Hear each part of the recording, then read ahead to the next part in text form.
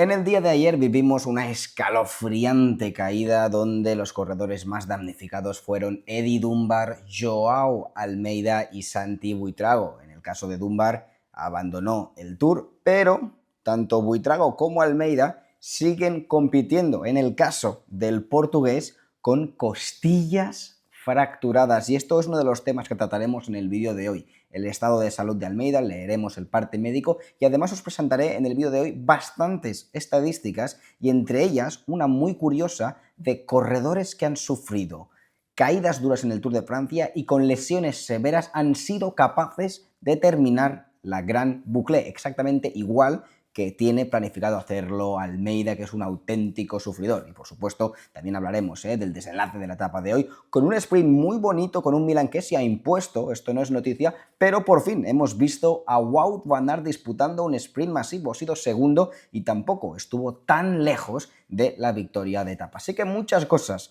que tratar, vamos allá chavales, yo soy Marc Figueras y esto es El Sello Ciclista.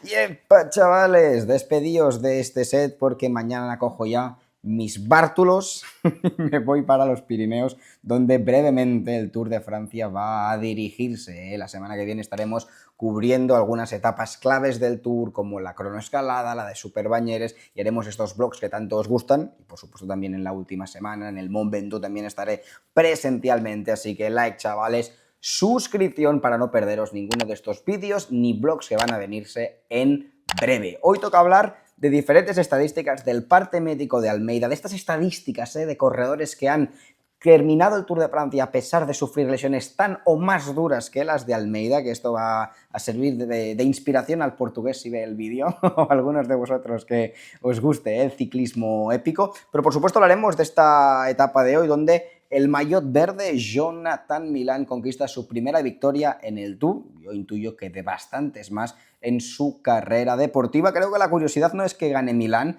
porque en los sprints masivos de este Tour de Francia, donde, por ejemplo, Philipsen ya no está en carrera y hoy Merlier, fijaos, no ha entrado en las primeras posiciones porque sufrió un pinchazo a unos 12 o 13 kilómetros para el final y esto le arruinó la colocación. Creo que la sorpresa es que Wout van Aert, después de bastante tiempo, disputa un sprint masivo del Tour de Francia y no lo ha hecho mal. Se ha quedado en la segunda posición. Ha ganado bien Jonathan Milán, pero hubo un momento, a falta de unos 100 metros para el final, donde pasó de cogerle la rueda a Van Aert a ponerse prácticamente en paralelo, pero no pudo, hizo el amago, pero la potencia de Milán ha sido incontestable en el día de hoy. Al menos Van Aert se ha quedado cerca de Milán porque ya Groves y Ackermann han perdido algunas bicicletas, pero muy fuerte Jonathan Milán, dejando en comentarios si creéis que ganará la maglia, el maillot verde de los puntos del Tour de Francia. Echémosle un vistazo a este sprint de Jonathan Milán, fijaos, con mucha potencia, hoy también un poco aislado, Milán, que hasta los últimos 2 kilómetros sí que tuvo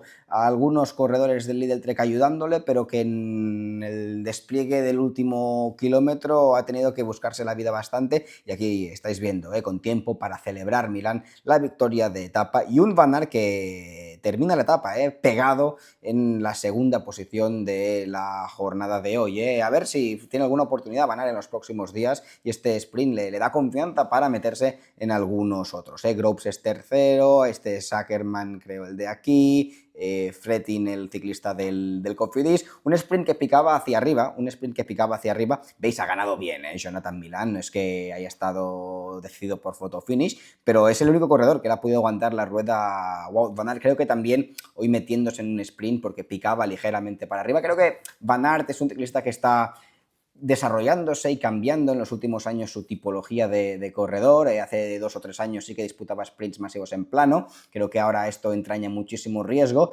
y con la edad seguramente ha perdido algo de explosividad para ganar sprints en plano, pero cuando ve que son llegadas que pican ligeramente para arriba sí que se involucra algunos días, como en la jornada de hoy, pero se ha enfrentado a un rival que ahora está en su prime, Jonathan Milán, y que hoy ha ganado su primer triunfo de bastantes, yo creo, en este Tour de Francia. Un corredor, Jonathan Milán, que viene en una trayectoria ascendente meteórica en los últimos años. El año pasado debutó en una gran vuelta como fue el Giro, ganó 4 etapas y este año, fijaos, en todas las carreras de una semana a las que ha participado, en todas ha conseguido victoria de etapa en el sprint. Aquí estáis viendo en la Volta a Valencia, en el UAE Tour ganó 2 victorias al sprint con una participación de sprinter top, después en la Tirreno también consiguió 2 etapas, en el Criterium Dauphiné venció una jornada al sprint imponiéndose a Fred Wright y a Mathieu Van der Poel, y en el Tour de Francia era cuestión de tiempo que un ciclista de tantísima calidad como Jonathan Milan levantase los brazos en una llegada al sprint de la carrera más prestigiosa del mundo, como es el Tour de Francia. Una etapa, la de hoy, donde hemos visto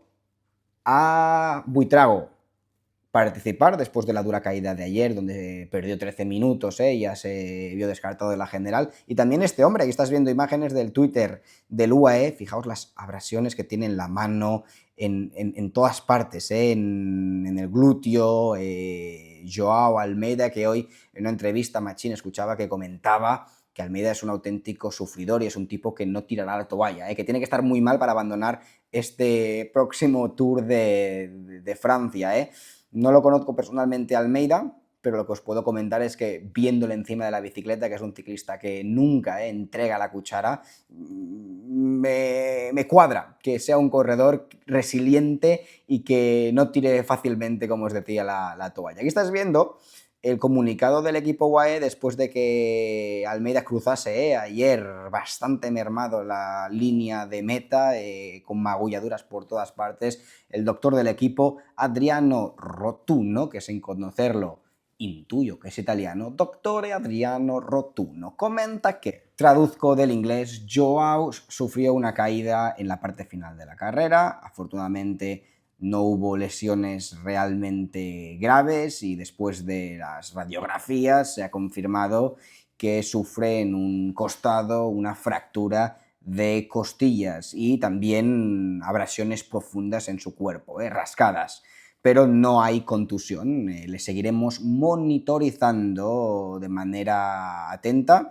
y esperemos que, intuimos que serán unos próximos días difíciles para Almeida, pero llegados al punto debería ser capaz de continuar y acabar la etapa de mañana, como finalmente ha sucedido. Se mantiene en carrera Joao Almeida, que es un auténtico sufridor, y lo explicábamos en el día de ayer. El propio Tadej Pogačar, después de cruzar la línea de meta y enterarse de que Almeida había sufrido aquella dura caída, esperaba que su compañero pudiese terminar la etapa, porque explicaba: a pesar de mi victoria, si hoy Almeida no termina la jornada y tiene que abandonar el Tour de Francia, pasará de ser un buen día para el UAE a una jornada mala, bastante mala, porque sabe que es su principal pilar de apoyo en la alta montaña, y estamos viendo a un gran Tadej Pogačar, pero nunca sabes lo que puede pasar en 2 semanas o en una semana cuando lleguen los Pirineos y la alta montaña en los Alpes, donde ahí sí que Vingegaard va a ser bastante más peligroso que en el terreno que estamos abordando esta primera semana. Por lo tanto, es increíble la resiliencia de los ciclistas. Me imagino que Buitrago no sufre ninguna fractura ni nada tan grave como Almeida, pero las abrasiones en el cuerpo deben ser exactamente las mismas, pero esto ya estamos acostumbrados. En el argot lo llamamos chapa y puntura, pero es que una lesión, una fractura de costillas, nunca me las he roto, pero conozco gente que se ha roto costillas o se las ha fracturado y duele muchísimo, todos me explican. Y le pregunté a ChatGPT, para coger algo de perspectiva y curiosidad también, que me hiciese una lista de 5 ciclistas que en la historia del Tour de Francia terminasen la carrera con lesiones importantes, como es el caso de Almeida, y me sorprendió algunas de ellas, como por ejemplo el ganador del Tour de Francia, Geraint Thomas, en 2013, que se fracturó en la primera etapa del Tour la pelvis. Creo que algo incluso más grave, porque le impedía sentarse bien en el asiento. Ahora me acuerdo, a raíz de esta información, que de manera muy precisa me comunica ChatGPT, y terminó en el puesto 140 cuando estaba en Sky, y pudo desempeñar el rol de gregario en un Tour que su líder, Chris Froome, acabó ganando. Por lo tanto, hay precedentes. En el caso de Taylor Hamilton, algo impopular, pero en la primera etapa se lesionó también, se fracturó la clavícula, una fractura de hueso, también estamos hablando aquí en otra zona. no sé si es mejor o peor, porque las costillas imagino que debe doler al respirar, y en el ciclismo, cuando estás sufriendo y exigiéndole al cuerpo, respiras muchísimo y a la que se abre la caja torácica debe ser súper molesto, pero claro, una fractura de clavícula es uno de los elementos de apoyo del cuerpo en el manillar y tampoco debe ser muy placentero, pues se fracturó la clavícula en la primera etapa, en la jornada inaugural, y terminó cuarto el Tour de Francia, en la clasificación general. Esto no sé si es verdad o no, pero lo encuentro una salvajada si es así. Se rompió 11 dientes, o me imagino que se dañó 11 dientes como mínimo, de tanto apretar la mandíbula por el dolor. Bienvenidos al ciclismo, chavales. Esto estamos hablando ya de hace muchísimo tiempo. Honoré Barthélemy, no sé cómo se pronuncia, no lo conozco, creo que no había nacido aún este año, pues terminó el Tour de Francia del 1920, era otro ciclismo, pero igualmente terminó el Tour de Francia con una ceguera parcial en un ojo, usó un ojo de cristal. Esto ya es otro ciclismo, pero también es curioso, hombro dislocado y muñeca roto. O sea, a este hombre le hicieron vudú, alguien, pero aún así terminó el Tour octavo y volvió y completó el Tour el año siguiente, en 2021. Se vendaba a sí mismo durante la carrera. Fue considerado un símbolo de la dureza. Y no lo dudo, No. Madre mía. George Hincapie en el 2006. Lesión, fractura de clavícula. ¿Cómo ocurrió? Caída en la etapa 16, al menos ya en una parte más final del Tour de Francia, menos días de calvario. Terminó el Tour ayudando a su líder de equipo, bueno, otro americano impopular, Floyd Landis. Pero aún así, la fractura de clavícula de Hincapie existe. En el equipo Discovery Channel participó en 17 tours. Bueno, esto ya es datos que van aparte. Y Rasmussen en 2005, lesión de fractura, mira, como Almeida, fractura de costillas y contusiones múltiples por una caída en la contrarreloj final. Se cayó 2 veces y tuvo 3 cambios de bicicleta. Terminó séptimo el Tour de Francia, con la misma lesión que Almeida, y ganó 2 etapas de montaña. O sea que esto, no sé qué etapa se fue el suelo. Fractura de costillas y contusión múltiple. Se cayó 2 veces. ¿Dicen la etapa en la que ocurrió?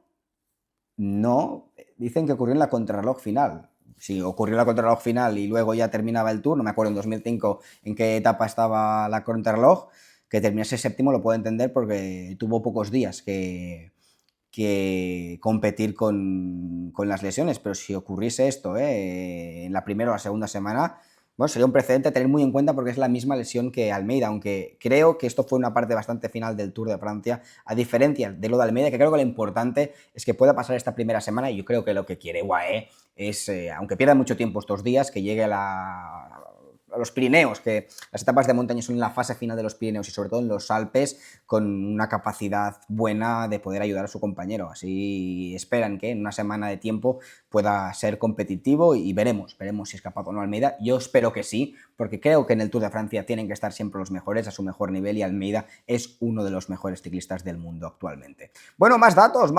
que os quería comentar en el día de hoy, hablando de este Tour de Francia, datos curiosos que en un día de transición como el de hoy os quería presentar. Aquí estamos viendo algunos datos curiosos, los tenemos por aquí.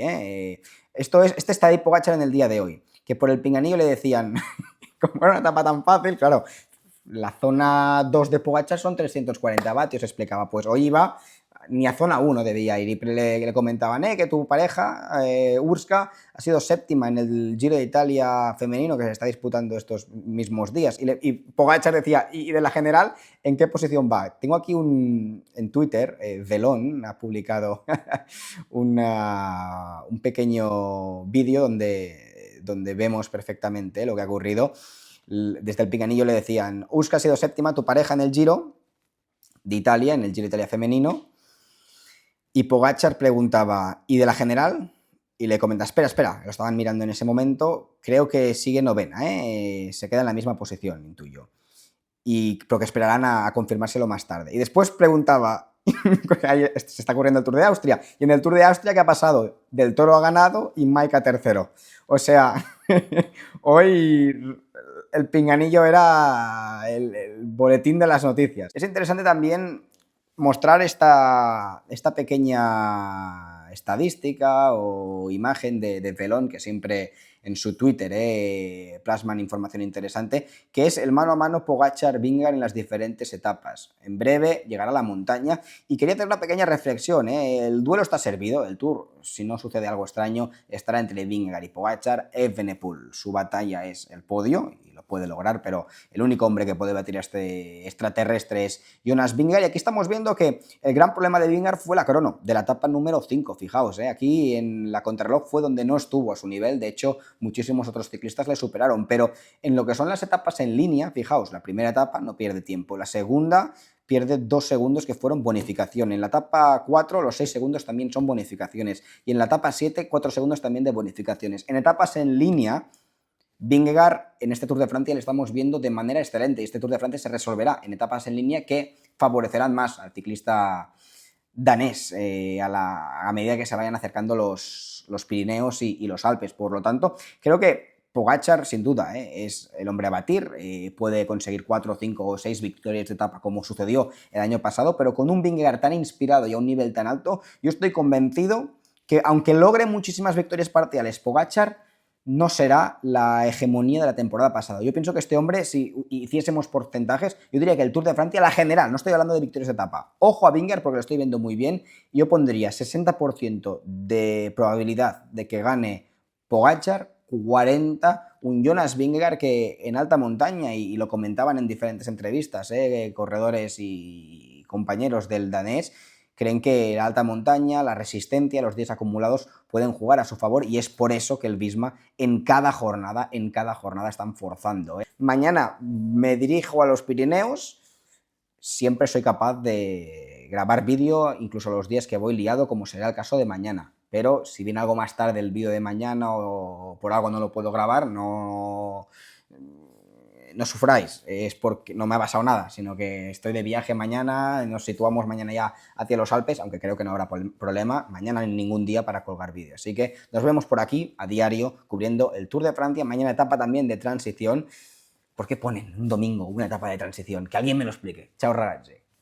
55 seconds is countdown. He has lost the Tour de France by 8 seconds. Can you believe that?